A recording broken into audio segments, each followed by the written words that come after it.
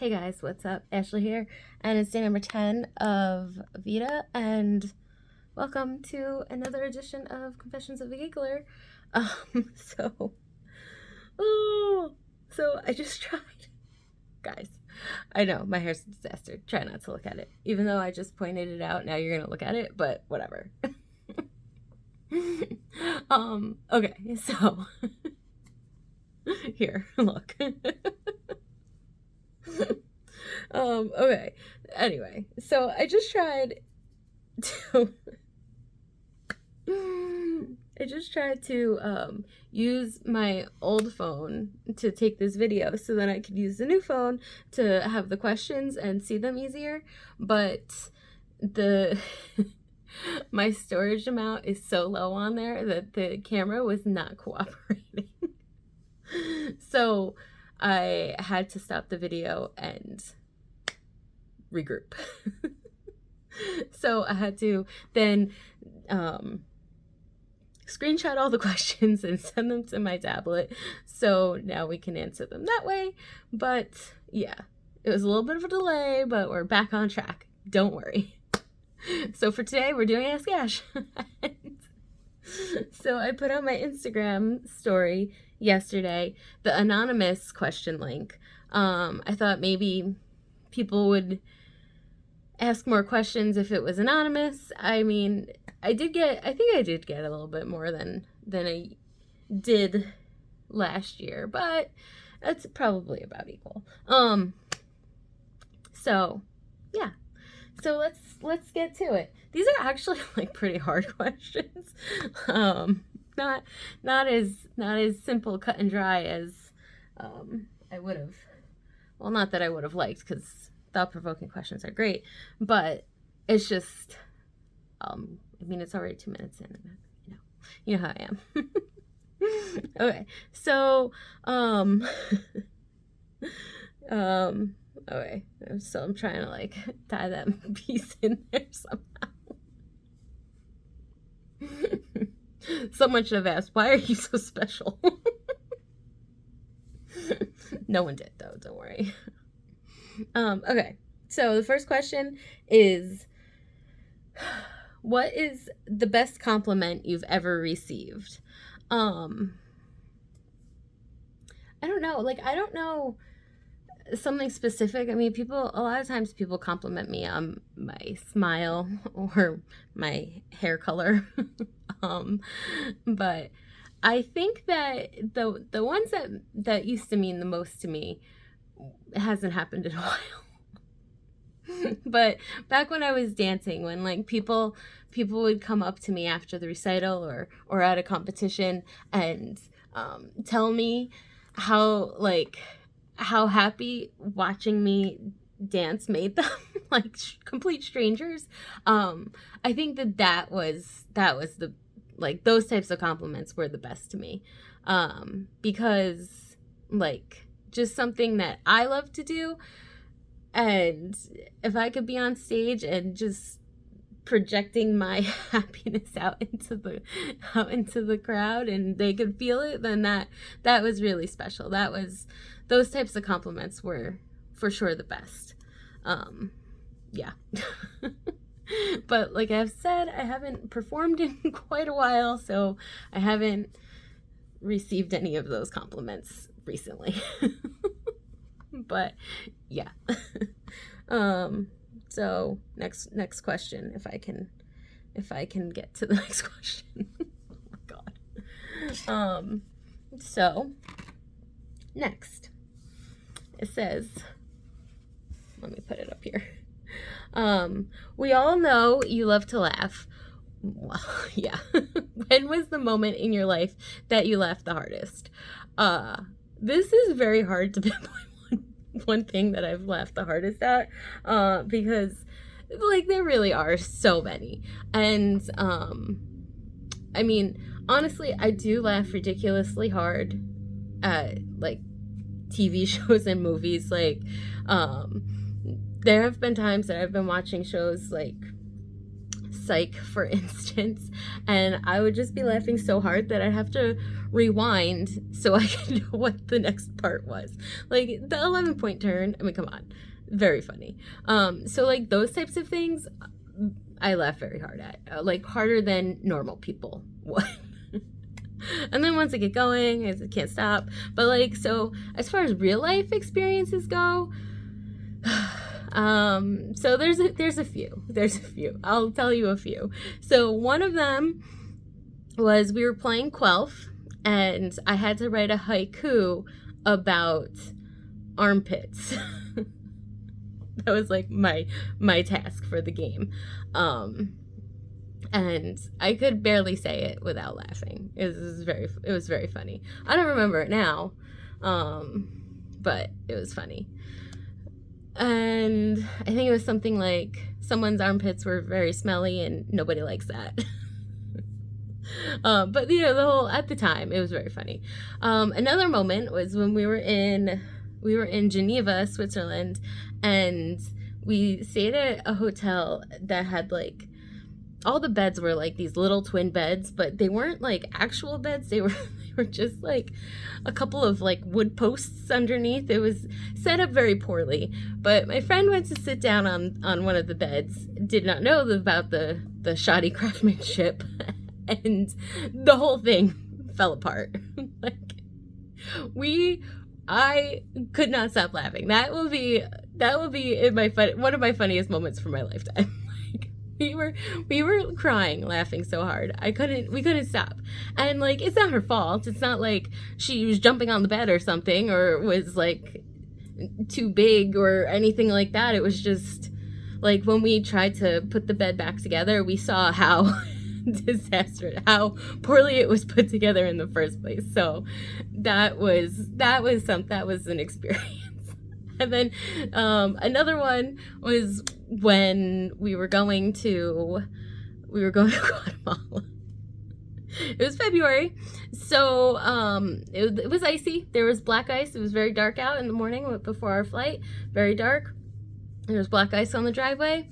And I had my little flip-flops on, I had my giant duffel bag with me, I went strolling out, and then it was like a cartoon. My feet were going like this, and I eventually fell over. Like everything was soaking wet because of the ice, and then I couldn't get up because one, I was laughing so hard, and two, because it was icy. So then Courtney stood at the bottom of the driveway and like grabbed me and pulled me down. It was like a sled. It was all very, very funny. So I think those are like my top moments. I'm sure I'm missing things because like there are other things that just make me laugh so hard. Like last summer when we were at the place and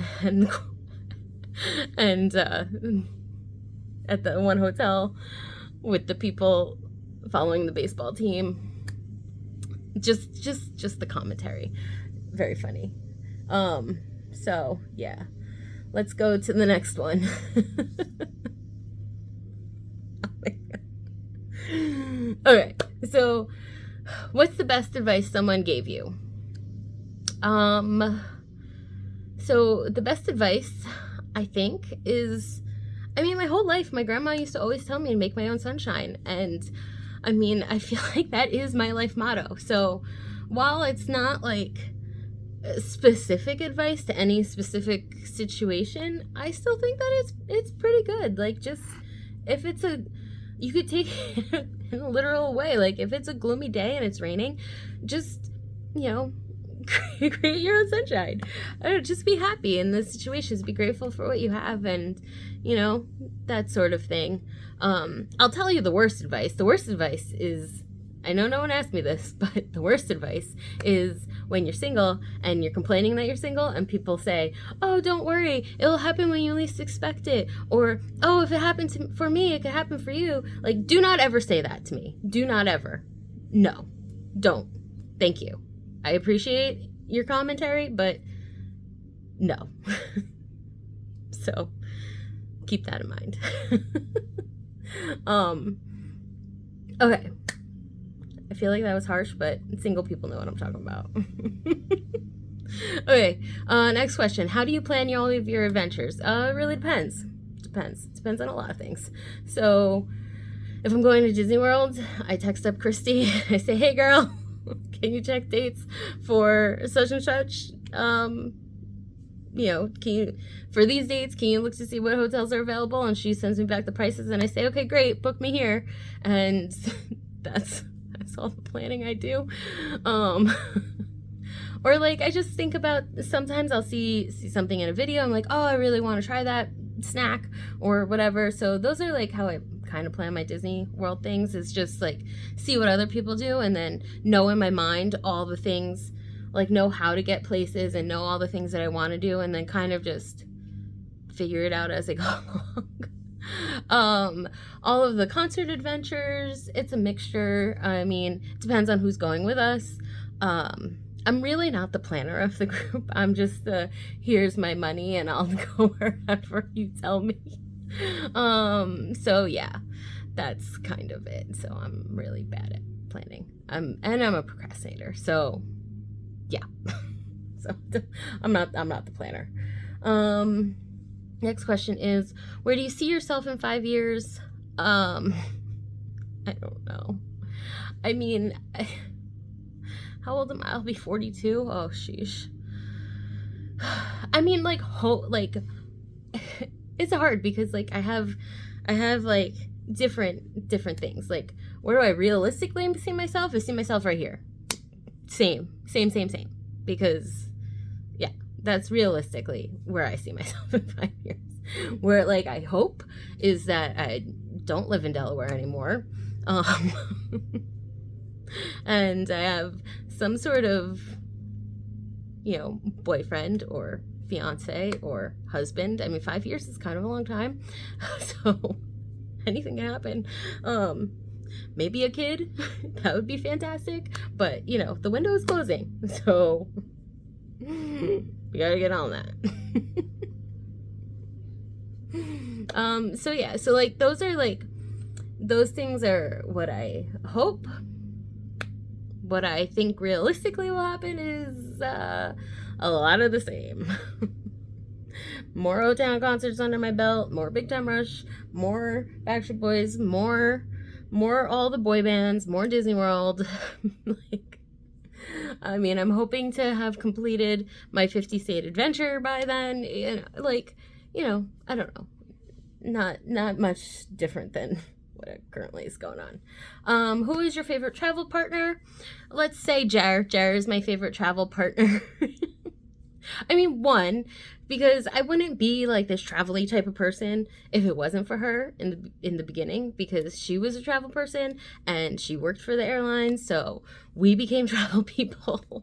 So yeah, and then she just she likes to come with me, so then I'm not by myself, and that's really great. I love my mama. Okay, now on to a crazy question. So this one is it's put in a nice way, but it says marry, kill, or sleep with O-Town edition. Well, one, there are more O-Towns than 3. So that's first problem. And then I was thinking it through, and I'm like, okay, well, I mean, 2 of the answers I could easily come up with, but who the heck would I kill? And that's just so mean, because I don't want to kill anyone. That I love them all. And then I was talking to Ty about this, and he was like, well, duh, just kill Ashley. And I'm like, oh, because, well, he said something else for Ashley. And I was like, no, he's not in the band anymore. He's like, oh, well, then just kill him. So then you're not killing any of them, really. And I was like, that's such a cop-out, but yes, I will do it. So, yeah. So I'd marry Trev, Avi, duh. And then the other one, I mean, I won't say it, but you know. I can't say that. Name a townie that would say that. Come on. Anyway. Next question. How many times have you seen O-Town and Big Time Rush in your life? So I do have a spreadsheet for this.